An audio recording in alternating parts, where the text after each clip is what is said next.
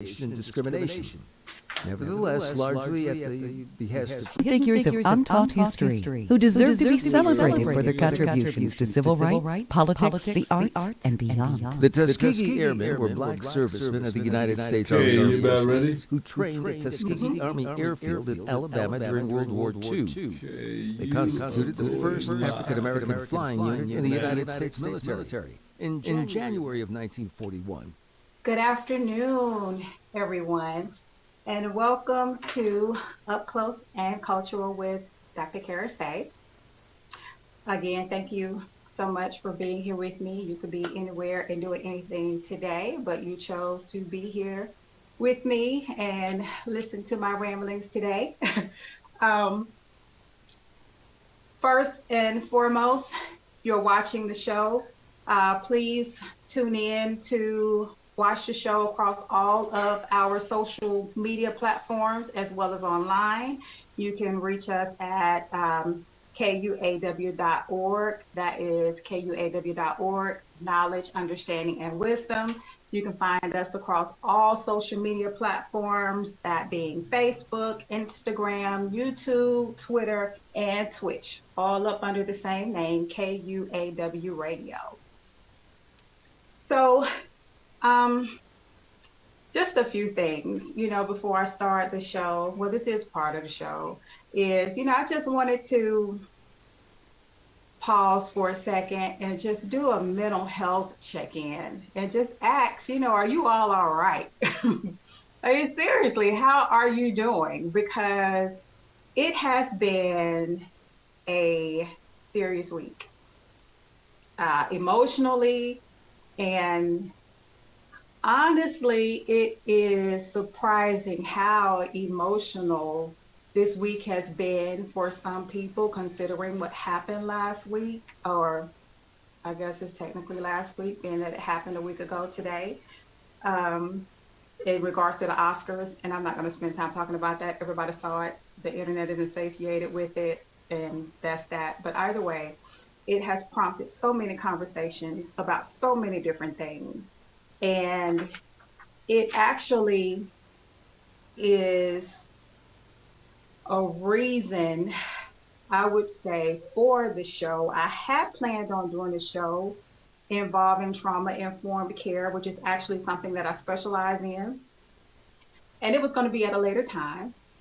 But I think that this is just a perfect time to talk about what trauma-informed care is, as well as just what trauma is in and of itself.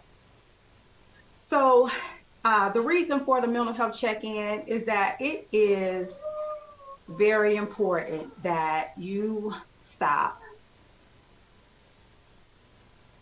daily, or even a few times a day, with all of these things that we have to deal with everything that we hear, everything that we see, everything we have to deal with, whether it's school, kids, work, your employment, whatever the case may be. Sometimes we're not okay. And the purpose of this show is to not only show you when to recognize when you're not okay, how to recognize when you're not okay, but to also understand that it's okay to not be okay. Because what we've witnessed across this past week is what happens when you do not deal with things that happen to you. If you follow me on social media, I know some of you are on my personal page. I can't remember if I put it up on my business page, but I had been, when I talked about the show, I put that we were going to talk about unresolved trauma and the wound that keeps on bleeding, rather. And that is what happens when you have unresolved trauma. It's an injury. You have your physical injuries and you have your emotional injuries. Physical injuries, you see, you patch them up, you put Band-Aids on them, you suture, whatever the case may be. And that way you stop the trauma, you stop the bleeding, and then you can start to heal. Uh, Emotional trauma, however, does not always happen that easily, even though it can. And that is for various reasons. One of the biggest things being that we don't recognize it. And what you do not recognize and or acknowledge, you cannot heal. So that is what we're going to talk about today. And it's a pretty layered conversation. And then again, it's not all about what happened on last Sunday rather. So in my office, I do, along with the trauma-informed care, or part of the trauma-informed care, I have BIP groups, that's BIP, and it's a battered intervention program. And what that group does is it's a space, and I do it in conjunction with another male therapist, because I do, the classes can be with, they are with males, females, and children, because there are domestic violence classes. And what people don't understand is that you have IPV, which is interpersonal or interpartner violence, which is the common term for domestic violence, which is spousal abuse, which is another name for it. But you also have parent-child abuse, where the parent is abusing the child or the child is abusing the parent, either or. And so, of course, when it comes to children, for confidentiality reasons, the children are not involved in the groups with the parents or with the adults. And also because therapeutic approaches to children are absolutely different than therapeutic approaches to adults. So with that being said, of course, you can find out all about that on my website at www.betterdayscounselingandlifecoaching.com as far as the BIP groups. But trauma is what I do every day, all day, basically, or I would just say the bulk of my business. Or if it's not directly trauma-informed care, it is what I am dealing with is a direct result of what has happened because of trauma in someone's lives. And it's on both ends of the spectrum. It's people who have experienced the trauma, or the people who are guilty of actually forcing that trauma on another person. One thing that came up, and again, this is a serious topic right here that I'm getting ready to speak about. So I don't want to trigger anyone. So if there is anyone who has any issues with child abuse or anything along that spectrum, then I would just give you a moment to tune away or to do whatever you need to do, because this right here is about a story.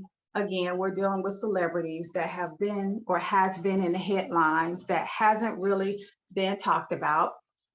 I, of course, have been talking about it on a Clubhouse, as well as Twitter, and of course in my groups. And I've gotten a lot of calls from parents about it as well. And I actually had to reach out to some of my colleagues at Moxa, because there were some things that I didn't know about this topic as well. So that's my segue into this. I hope that gave you all some time who did need to leave a moment to leave if you needed to for a moment. But either way, there is a basketball player by the name of Dwight Howard. I know that he played for the Los Angeles Lakers, and I remember that because I remember the championship. However, whatever other teams that he's played with, I don't know. He was in the headlines a few years ago, and the reason for him being in the headlines outside of his amazing basketball career is, one, because he was accused of sexual assault on a gentleman, and I don't want to mispronounce his name.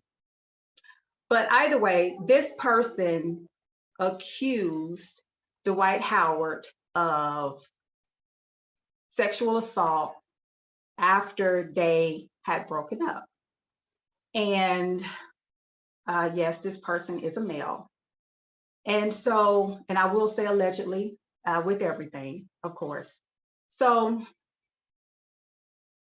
of course, when something comes out to that nature, the media gets a hold of it and it gets sensationalized and it gets spread away and a rumor mill starts. Well, what happened with that was when you see this person, you will, at first glance, you would think that it was a female. So the reason that it got so big outside of the sexual assault itself is that this person is not a female, it is a male. And so, of course, the rumors regarding Dwight Howard's sexuality came about or came into question. Or I would just say people felt like they had the right to question. And as a result of that, some people came to his defense, and then others said, well, maybe this is a transgender individual and he identifies as a she, and I'm not really sure how that ended up outside of the fact that this person came out and said that he is not transgender, that he is a male, even though he dresses as a female, and that Dwight Howard was fully aware of this and that they allegedly had an ongoing relationship, an ongoing sexual relationship. So also during this time, Dwight Howard unfortunately suffered the loss of the mother of one of his children.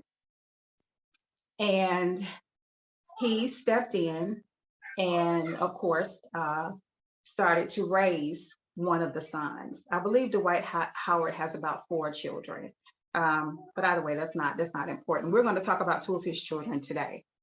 And so he's had these traumatic events happen with him. He's had all of these things happen in the media, and then he had this person accuse him of sexual assault, of course, which is a crime. So it does not matter what gender or how this person identifies sexually, that doesn't matter. But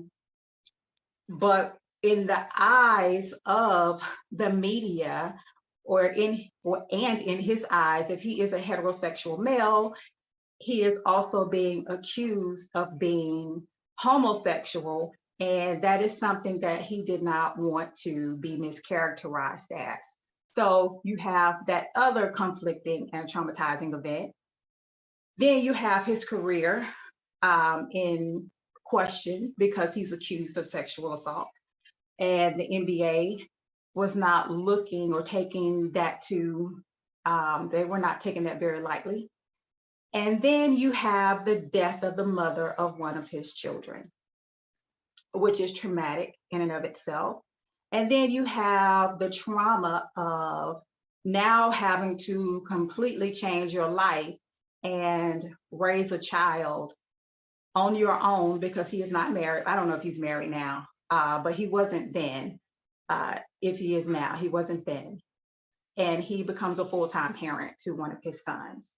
And not that that trauma was a bad thing, but understand that any significant change, understand that the definition of trauma is a deeply disturbing or distressing event in your life. And so you have all of these things going on. So Dwight Howard chose to step away from the spotlight for a moment. And allegedly during this time, he also allegedly neglected one of his other children. And this is the child that he has with Royce Reed. And his name is Braylon. And so during this time, Braylon and Royce are accusing him of being a deadbeat dad and not being around, and saying that he is just not active in any way whatsoever. Braylon, who actually is the oldest child, is posting information on Instagram, allegedly. He is allegedly posting messages to his father saying that he is not around and that he is upset with him and that he is actually angry with him because he has not been there for him. And at the same time, Braylon is watching him fully raise and be active in his other son's life. So of course, Dwight Howard puts out a statement saying that these things are not true and so forth and so on. And still you have all of these traumatic events going on with Dwight. And then the appearances that in the things that he neglected, his older son is one of them, allegedly. So I'm going to tie all of this together in a moment. So I don't know if, what, or how Dwight Howard dealt with that situation from a therapeutic approach. I don't know if he has a counselor or what his support system is. I don't have any of that information whatsoever. But the point is, everything that he went through was traumatic. I don't know how any of these situations ended. I did not look into it. But the point is just to discuss the trauma of it all and to recognize that those events are trauma. And then we have, and also how that trauma affects the people around you. So now you have the son and a mother of this son, Braylon, coming out on social media with other accusations about him. And I'm pretty sure that is traumatic in and of itself. But you also have the trauma that the mother of this child is experiencing because she's now put her business out on social media. And then you have the trauma of this child, which brings me to the most sensitive part of it. And that's not to negate anything that happened allegedly with Dwight Howard's alleged victim. But moving forward to, or fast forwarding to present events with Braylon Howard. So Braylon Howard, I believe it was early March, disclosed to his therapist, allegedly, that he had engaged into some sexual activity with another minor. I believe Braylon is either 14 or he's 12 right now. I'm not sure. Either way, he's a minor. And this person, this other child, is the child of someone that Royce Reed, his mother, was dating at the time. And it gets very candid. What happened was, because we are mandated reporters, social workers, teachers, anyone who pretty much deals with children, whenever anything happens and you disclose to us where you are a danger to someone else and to yourself, we have to report it. That is basically what being, there's more to it, of course, but that is what being a mandated reporter means. So as a result of Braylon disclosing this, of course, his therapist had to notify law enforcement. So when she did that, Braylon's mother, Royce Reed, a warrant was put out for her arrest. When she found out about it, she turned herself in. She was arrested for, I want to say that it was for neglect. So you're wondering, if a child committed a crime, how is it that the parent was arrested? And that is part of the question and a lot of the phone calls that I was getting today, because of course I have parents in the groups who are not only parents of children who have been abused, but they are also the parent of a child who has been the aggressor in the abuse. And again, part of this, I actually had to contact MOXA, which is a group, the Missouri, it's a sexual assault group in Kansas City, Missouri. And I had to be brought up to date on a lot of the laws as well, when it comes to children and recorded sex crimes and things of that nature. So either way, what happened, and the reason that Braylon has a therapist is because this has happened before. And he was court ordered to stay away from children within 2 years of his age range. And when he disclosed this to the therapist, it was determined that this child that he was in close contact with was within that age range. And as a result, this is why Royce Reed was arrested. Well, she turned herself in, and that's how she wants to explain it. But either way, when you turn yourself in, you're still arrested. But anyway, so the way the law looks at that, and I'll just touch on that really briefly, is that in some states, because you are a parent, has full custody, full control, and up until that child reaches legal age, which is different in every state, the parent is responsible for everything that the child does. Think about truancy. When a child does not go to school, the police come looking for the parent. Now, the laws have completely changed, and they've been that way for a while now, where parents are charged with truancy. And so this is what happened with Royce. She essentially, she was up under the same court order. Because he is a minor, she is tasked with the responsibility of keeping him away from other children. And in the eyes of the law, she did not do that. This is why she received the charge of child neglect. So just a few things that, because I told some, just to answer some questions about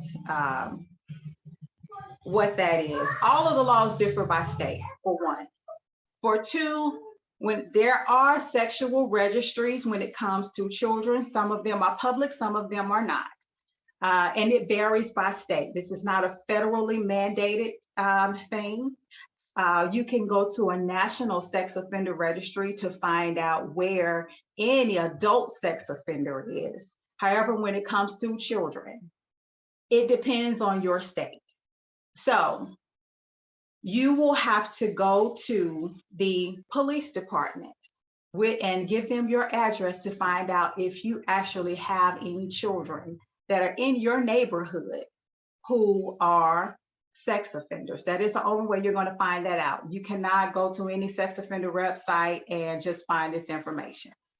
And I would encourage people to contact MOXA as well.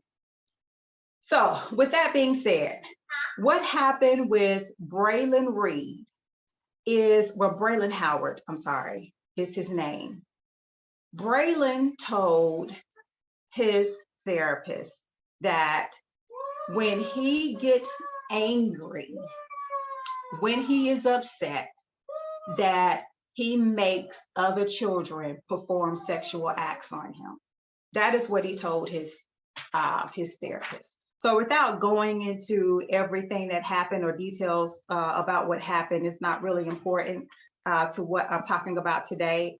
All of this information is online, including a police report you can find about what happened. But I mean, it's not like I'm even encouraging anybody to read it. So scratch that, because it's truly not anybody's business. If you want to know anything about sexual assault or anything involving minors in sexual assault, then contact the appropriate agencies. But to actually do a deep dive into somebody else's business that you don't even know is just not unhealthy. It's just not healthy, I want to say. So with that being said, this child, Braylon, this is how he has chosen to deal with his trauma. This is how a lot of children deal with their trauma, believe it or not. They act out in ways that are unsavory or unkind, and this way, or in this instance, also in a sexual nature. So again, this is unresolved trauma. Now, he does have a counselor. And therapy is not something that you just snap your fingers or you take a pill and all of a sudden it goes away, you're cured, you're fine. That is not what happens.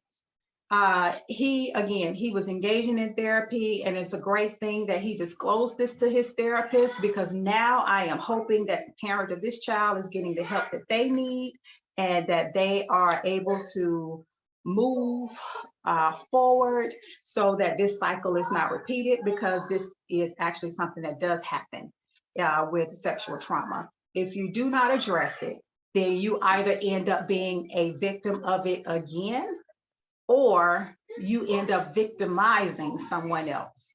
Again, all of this is because of unresolved trauma. So let understand that when you do not deal with the things that are going on with you internally, they are going to deal with you externally. And it's up to you how you, well, I would say it's not up to you how you decide how it's going to happen or when it's going to happen, because trauma does not happen like that. But it is up to you what you decide to do about it. So because these instances, and including things that happened on last Sunday, involve issues with Black men, that is why I had the topic about, or I actually had the topic concerning trauma and Black men. So let's just talk about that historically and Black men dealing with therapy. First, Black men make up approximately, I would say about 12% of the population. And I don't have the paper with the statistics in front of me. However, 20% of that 12% have all been traumatized, and that's just a reported number. Now, the first thing with that is that I won't say that I believe, even though I do believe this, but the studies have shown, and if you contact me, I can give you all of these studies. This is verified empirical data that I'm speaking of, is that Black men have not been educated on what trauma is, how it can start, and the actual effects of it, or even how to recognize it. And that goes as far back as slavery to the Jim Crow era, and then also the mistrust of the healthcare system. So one thing that happens is when we have physical injuries, or when Black men have physical injuries, and you go to the emergency room and say, whatever it be, I don't care if it's a gunshot wound, if it's a broken leg, if it's a twisted ankle, if it's a stab wound, if it's a cut, if you're hurt on the job, whatever the case may be, you go to the emergency room or you go to the doctor and they fix you up. Well, a lot of times where the medical profession fails, and this also relates to other areas of the population as well as Black men, is that we are not educated on how physical injuries or can also be followed up by emotional injuries. So getting injured in any kind of way, I don't care if it's because of some direct act of violence or if it is because from a car accident or whatever the case may be, you can still have or suffer other psychological health issues such as anxiety, PTSD, anger, or anything that is hard to manage. You can suffer from nightmares, and it's just about how the body works.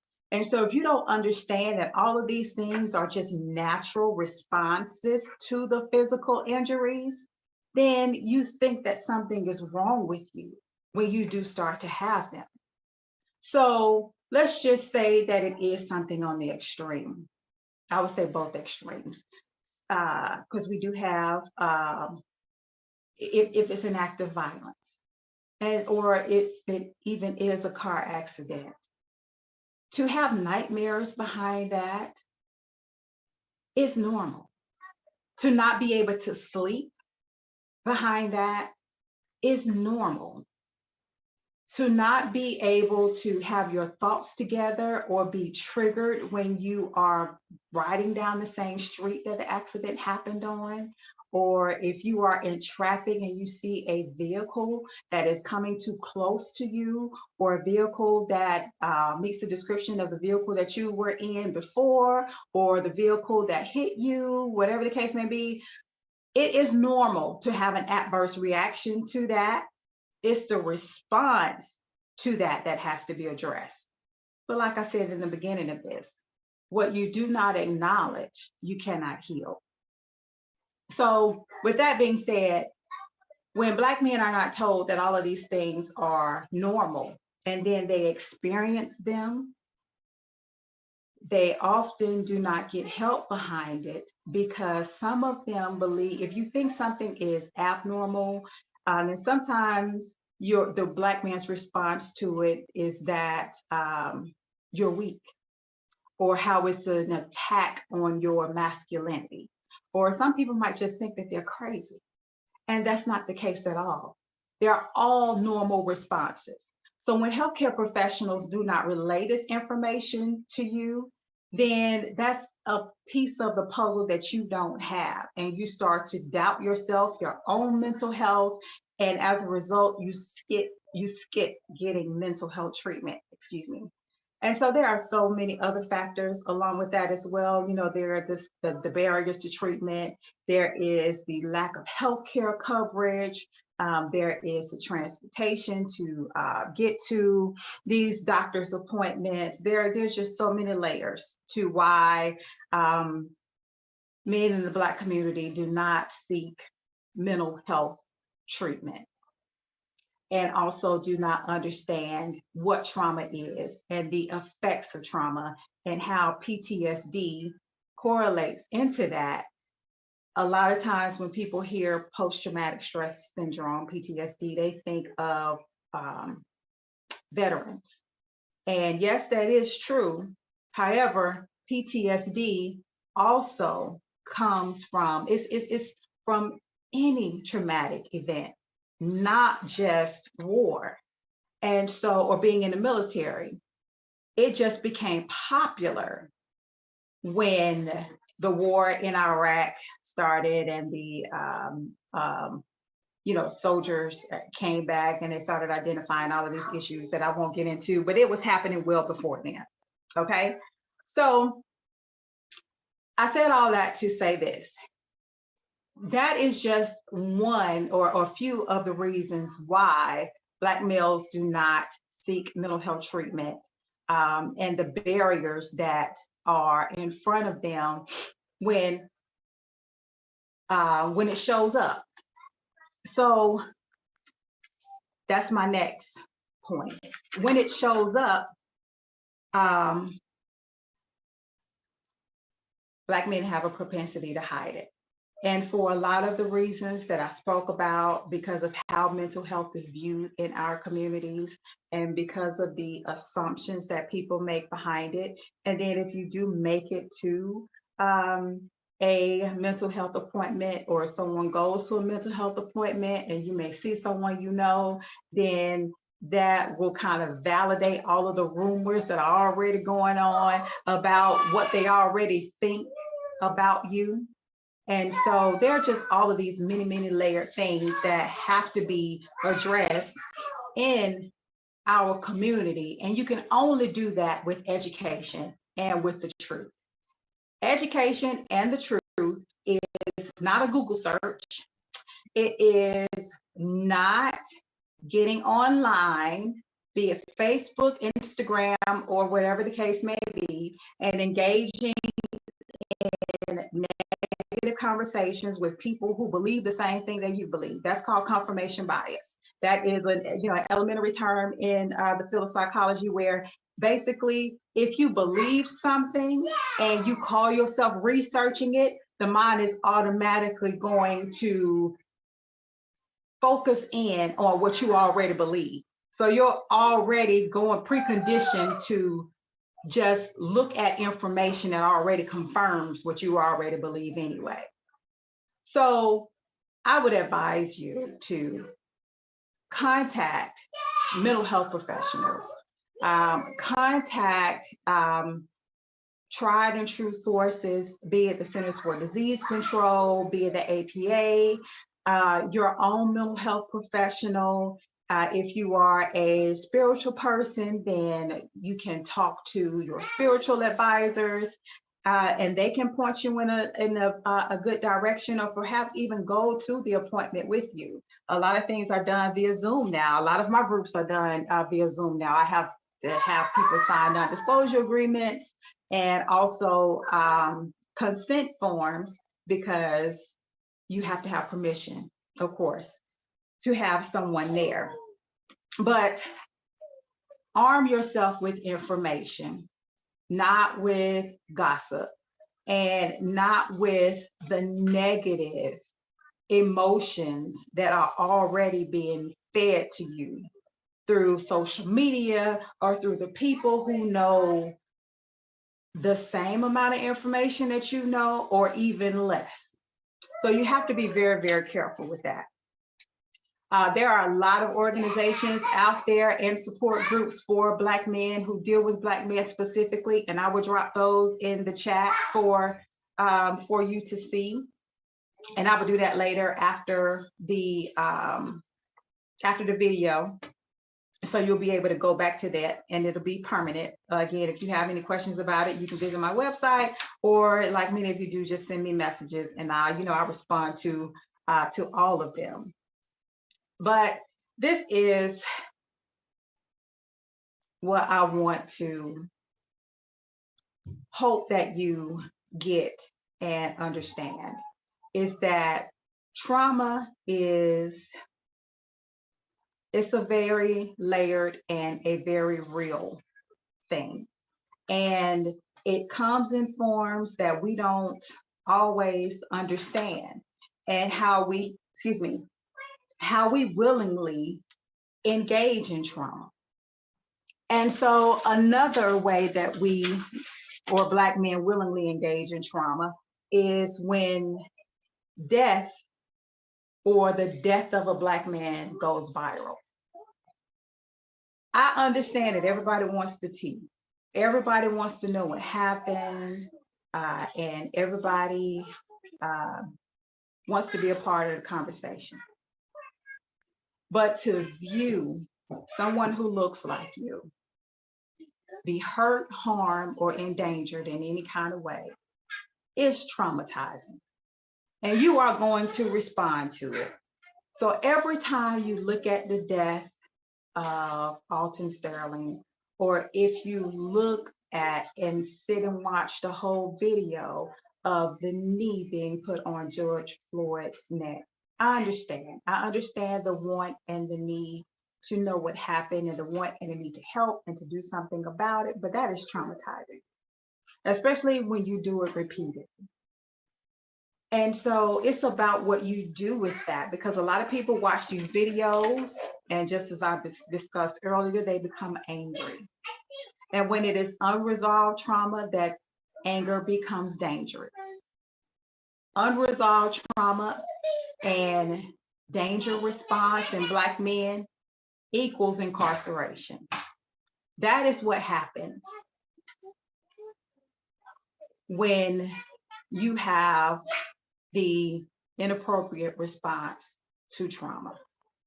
And so I would just, advise everyone. I understand the outrage. I watch them too. I am not trying to, to say that I am, an observer of human behavior, and there are just some things that I myself won't watch.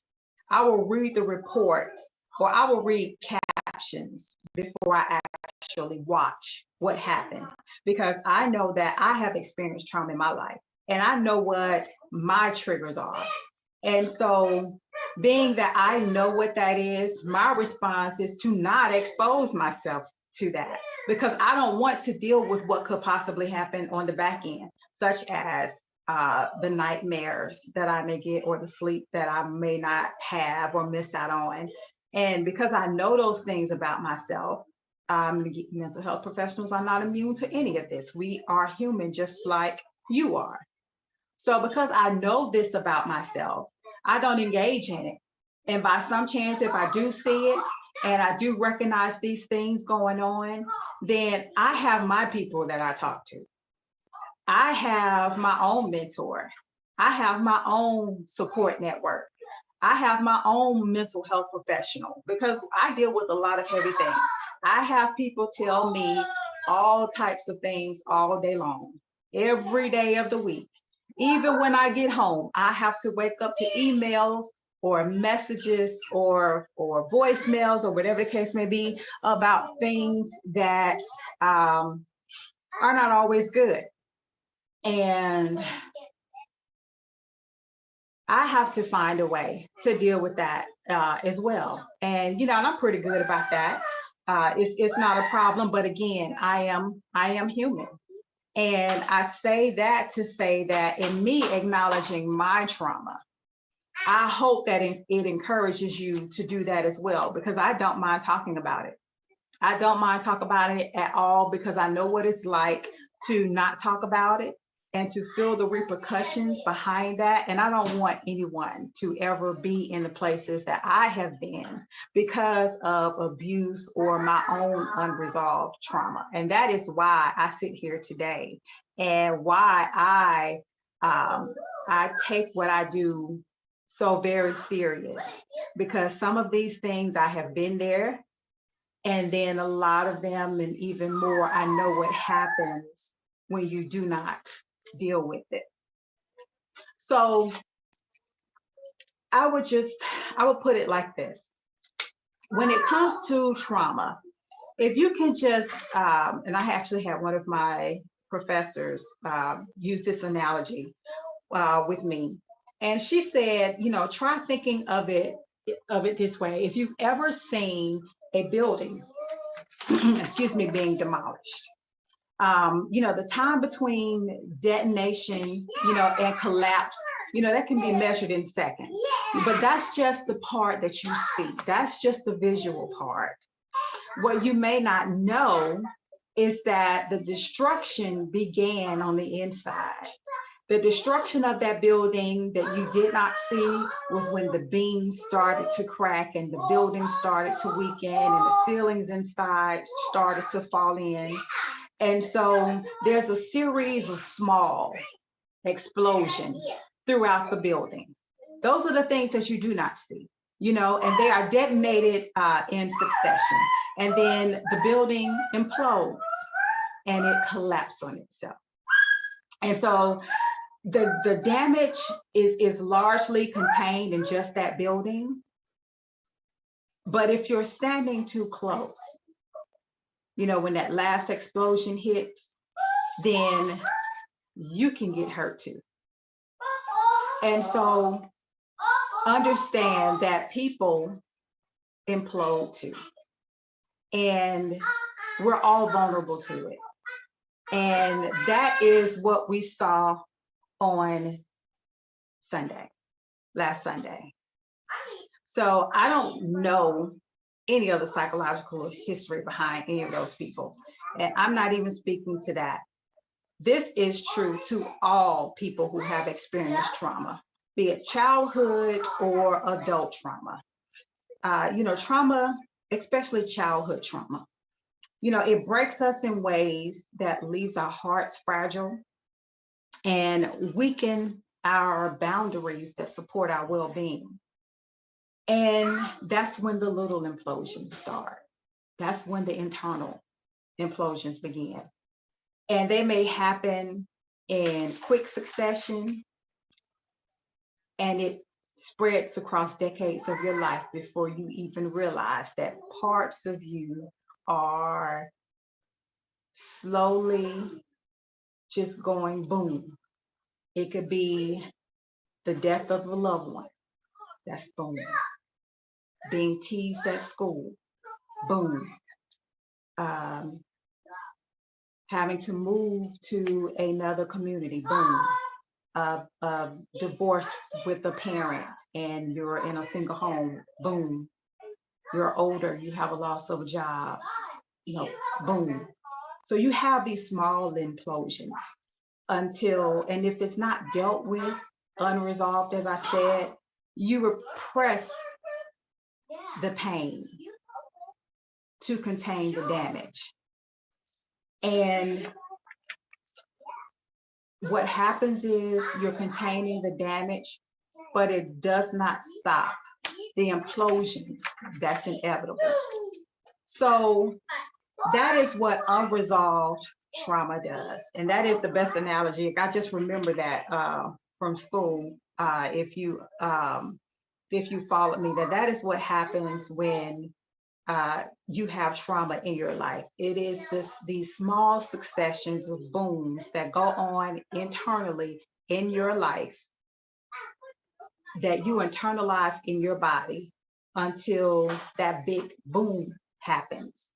And it is that one event that could potentially change your life for the worse if it's unresolved. And understand that the world is not kind.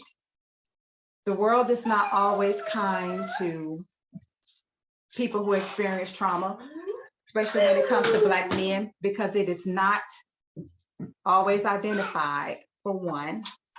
And then when it is, unfortunately, according to statistics, the response to that is incarceration, because it's always some act of violence.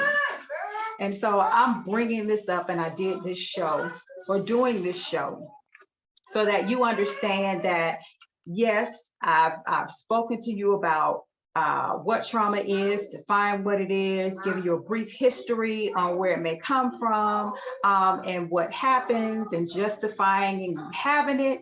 However, it does not justify a negative reaction to it. I talked about let me go back. Let me get, when it comes to Black men and trauma, a lot of celebrities, since we talked about celebrities, a lot of celebrities are coming out and they are talking about how they are in therapy and how they have dealt with therapy and recognized trauma in their lives, in hopes that, because they have these huge social media platforms and they know that Black men follow them. And so, just for example, I actually read Charlemagne the God's book. He is one of the hosts on The Breakfast Club. And it's the name of his book is called Shook One. The Shook One something about anxiety. But either way, I know it's called Shook One. But I think it's anxiety playing tricks on me. But he talks about how he suffered from anxiety for a very long time. And then also, I know T.I. has put out something. It has been, there's football players who have. And then I know most recently, I actually was on Twitter having a conversation with David Banner, a former rapper, about what happens. And he actually, and I think I put it on my social media where I pinned where he's talking about how he has gone through therapy and is currently going through therapy. So I pause to say that just to let you know that men are responding to therapy. They are responding, and it is okay to get treatment, because when you do know what happens when you don't get treatment and you continue along that path, like I said before, unfortunately, what happens is something, I would just say, you will implode and you will suffer the consequences behind that. So understand that with all of that I just said, and with, like I said, justifying it, or I would just say, and not justifying your response to trauma, I am justifying that it is the body and the mind's natural ability to have a response to trauma. It is your responsibility to make sure that you have a healthy and emotional response to trauma. And so in doing that, it is up to you to own your own mental health. It is never okay to emotionally bleed on someone else.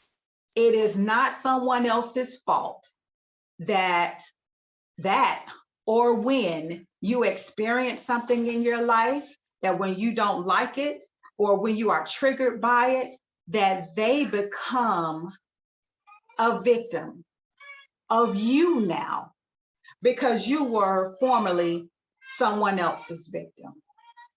And so understand that I have given you all of this information, and that is how the world looks at it. And those things are true. It is okay to hurt, and hurt comes from a lot of valid feelings, a lot of valid emotions. What is not okay is for you to hurt people because of your own hurt. And one thing that I did say to people, going back to Sunday, it's hard to get away from it, is that two things can be true at the same time. You can do the right thing at the wrong time, and then you can also do the wrong thing and have a healthy conversation within both of those boundaries, not take sides, but promote an atmosphere where you can healthily discuss it. I don't know if I just made up a word or not. However, when you miss out on the opportunity to discuss things and you start judging people or deciding for people that you don't even know why, how, or when they did things, that is when you miss the opportunity to help. That is when you even miss the opportunity to help yourself or engage in a healthy conversation about what could happen better or what could be done just in case you are in that sort of situation. And it also alienates people. Once you start judging people and saying, well, this person should not have done that, or this person did that because, or should not have responded that way, you don't get to do that. No one decides, you don't decide how I bleed, even if you're the one who cut me. So with that being said, you have to take control of your own mental health. You have to take control of the people who are around you and understand that they are not responsible for the things that go on in your life. So I just encourage you all to be healthy, take control of your life, take advantage of the resources that I'm going to put in the chat. And I, again, have those check-ins. I started out the show with asking, how are you all doing?